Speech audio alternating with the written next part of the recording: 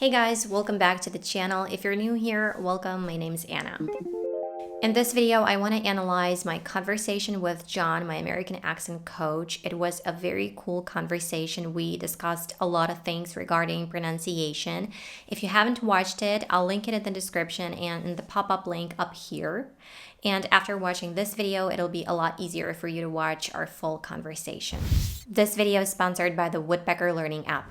I decided to make this video because it was amazing to me how many expressions and interesting idioms, words, and phrasal verbs John used in a 1-hour conversation. And that's pretty much what every native speaker of any language does. But also because a lot of you guys asked me about some of them, and I noticed because John was speaking in his natural pace, you just missed a lot of words and phrases. So that's why I'll walk you through those phrases, words, etc. he used during our conversation so that you can see how they're used in a natural way and context. Plus, there were a lot of uncommon expressions. So let's start. For those who live here and why we get the mixed results, I think it's something we touched on earlier. Let's talk about this, about obsession over vocabulary, because a lot of people think that they need to learn vocabulary first, that they think that they need to learn a certain number of words, and that's going to be an indicator of their fluency. And at the same time, they are completely ignoring phonetics.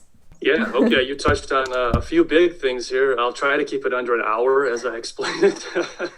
To touch on means to briefly mention or talk about something. And he also said, I'll try to keep it under an hour, which means that he's going to try to explain something in less than an hour, although he has so much to say about the topic in question that if he didn't limit himself, it would take a lot longer. And this is what a person means by this phrase. This is why John said this, but it was jokingly because, of course, he wouldn't speak about this for hours. Then he used the idiom crack the whip. That's more associated to personality traits. I know I wouldn't crack the whip over someone who's naturally withdrawn from those. Okay, you're going to do it at a slower rate, no problem. But if it doesn't bother you at all to just be a little bold in front, then do it and make mistakes, keep making them. It leads to success every time. Crack the whip means to make someone work harder or obey by exercising your authority in a harsh way. The next saying John used was, where there's a will, there's a way. I love this one. Is it a priority? It's not about like tell yourself to crack the whip over your own back. It's about if it's not a big priority, you won't get good results or you'll get something mediocre. If it is a big priority, whether it should be or shouldn't be, I don't know the answer. But if it is, it'll come. Yeah. Where there's a will, there's a way. That applies for sure. It means that one will always find a way to do something or achieve something if one wants it badly enough and is determined, no matter the obstacles.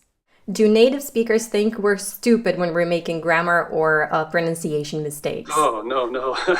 There's a huge difference between being actually stupid and just not knowing something. That's an inexperienced, I guess, is the word. No, of course not. That's not being stupid. Right. So do it as much as you can, and every time you do that, you'll find from that you learn something new, a new word, a new phrase, and it'll come up, wow, 2 days later you need it again, then again. That's how it snowballs, really. Yeah, that's true. To snowball means to increase and grow intensively. So he meant that your knowledge will increase quicker if you learn from your mistakes.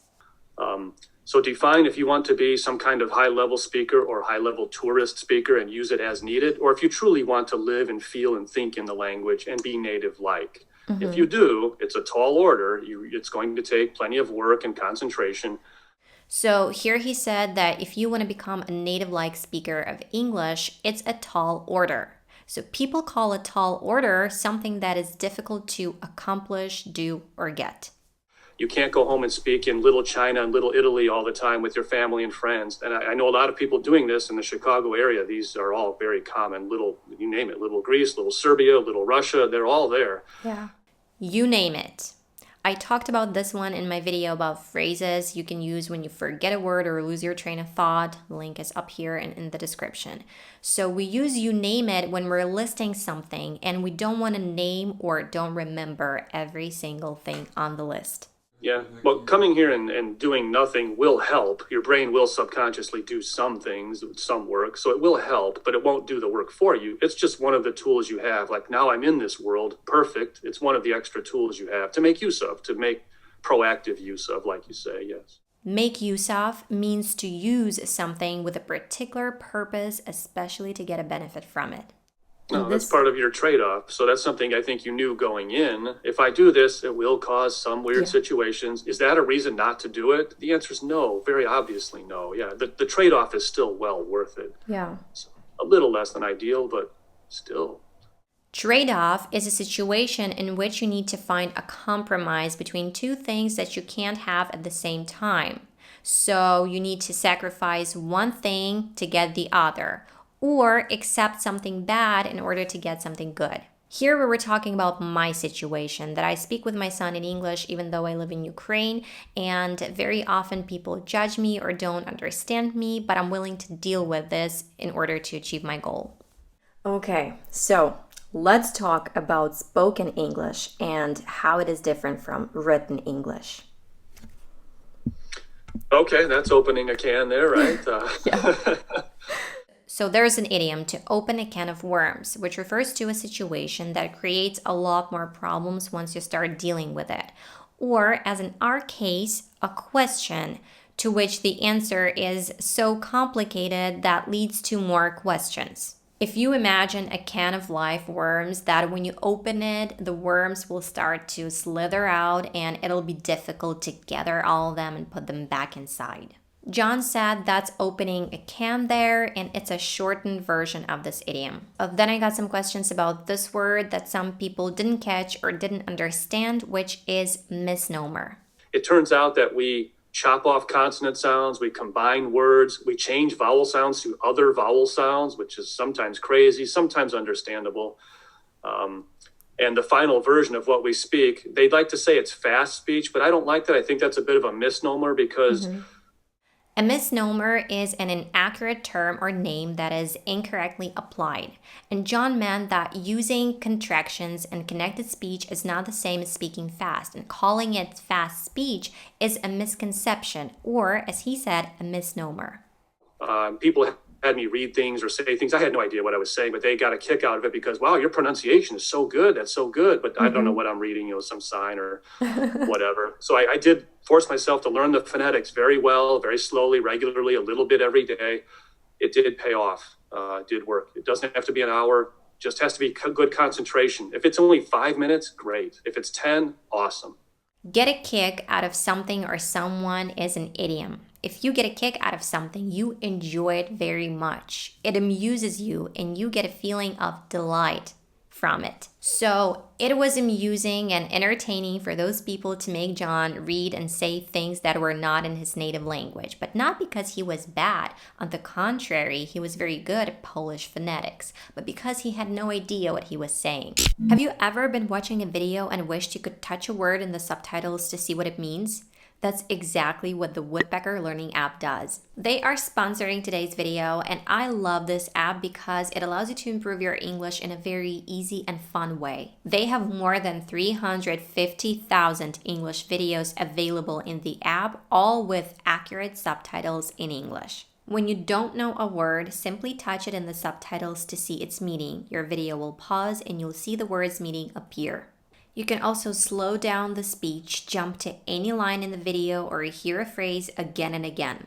All tools to help you improve your pronunciation, even if you don't work with a pronunciation coach. Not only that, the app has a web browser that lets you read the news and look up any word simply by touching it. With an in-app purchase, you can browse any website globally. And if you have a Netflix account and an iPad, there's an in-app purchase to watch anything on Netflix with their language learning tools. Today, Woodpecker and I are doing a giveaway for the web browser or the unlimited video player if you have an iPad. Post something you love to watch on Woodpecker in the comments and we'll have a lucky draw of 3 winners. You'll get a code to unlock the web browser on the mobile app or the Woodpecker Netflix video player if you have an iPad. So comment down below, what are you watching to improve your English? Download the Woodpecker Learning app for free to watch and use its tools to help you improve on your fluency journey.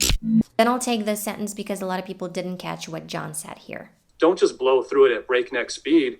Don't just blow through it at breakneck speed.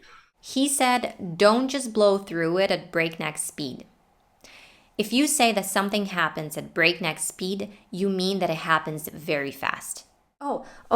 Okay. So I remember you told me that you don't watch Hollywood movies because they distort the perception of America, Americans, and real life in the US.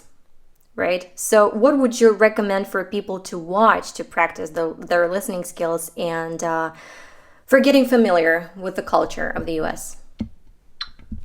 Wow, you put me on the spot a little bit with that one because we can go into tangential discussions in so many areas that I'm not going to do here. I will spare everyone, but... Here we have the phrase to put someone on the spot, which means to put someone in a difficult situation, forcing them to answer a hard question and potentially cause them embarrassment or forcing them to make an important decision. And then he said we can go into a tangential discussion in so many areas. Tangential means deviating from the course, answer erratically. So he meant that while he's answering this question, he might start talking about or touch on a lot of different things because he has so many thoughts on this question. Yeah. So, but it's the nature of the beast in these right. days. But it still can teach you English. I will admit that. Yeah. It still can. The nature of the beast is a trait, basic part, quality, or character of something or someone you're talking about, especially a negative or a difficult one, and it cannot be avoided. For the ones who are lower end, some are higher end already, and they could use some fine tuning and a little more experience, but that's not really, it's not required at that point. But on the lower end, to fine-tune means to make some small, subtle changes in something to make it better. We were talking about language learners who have very good pronunciation, and John referred to them as high-end speakers.